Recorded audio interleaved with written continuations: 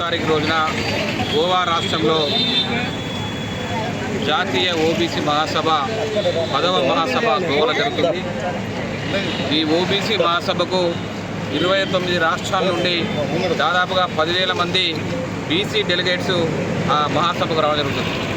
వరంగల్ జిల్లా నుండి 2 బస్సుల్లో దాదాపు 100 మంది మహిళా మరియు బీసీ కార్యకర్తలు పెద్ద ఎత్తున గోవా కార్యక్రమానికి ఈరోజు బయలుదేరుతున్నాం. ఈరోజు దేశ జనాభాలో 55% పైన ఉన్న ఈ బీసీల పట్ల ఈ రాష్ట్ర కేంద్ర ప్రభుత్వాలు చిన్న చూపు చూస్తున్నాయి.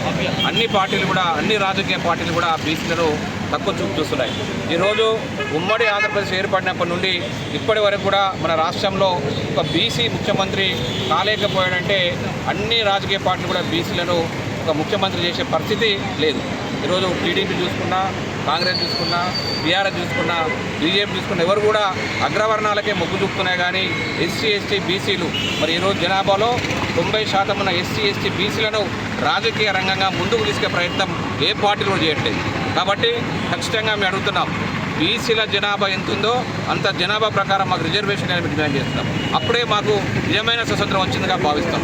ఈరోజు 56% అని మన తెలంగాణలో ఈ కాంగ్రెస్ ప్రభుత్వం 56% అని చెప్పి ఈ జనాభా లెక్కల ప్రకారం చెప్పింది. మరి ఆ జనాభా లెక్కలకు అనుకూలంగా ఈరోజు రాష్ట్రంలో విద్యా, ఉద్యోగ, రాజకీయ స్థానిక సంస్థల